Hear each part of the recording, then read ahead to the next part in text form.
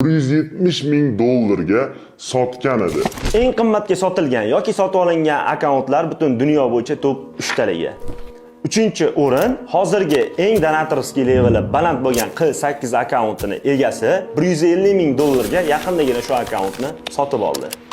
Ikkinchi o'rinda esa hammamiz bilgan o'zbekistonlik Knyaz. U ham akkauntini xuddi shunaqa $150 ming ga sotib olgan. Lekin nimaga uni ikkinchi o'ringa qo'yganim sababi prosta populyarni so'zga bir kechada $1 million sarf qilgan akkaunt. Arzimagan pulga ketdi deb o'ylayman. Hamma kutgan birinchi o'rinni e'lon qilishimdan oldin, sizlarga ham agar akkauntlar kerak bo'ladigan bo'lsa, Rost akkaunt savdo kanali bilan bemalol men o'zim hamkorlik qilyapman. 100% ishonchli holatda ularga murojaat qilib, o'zingizga yoqqan akkauntlarni sotib olishingiz mumkin.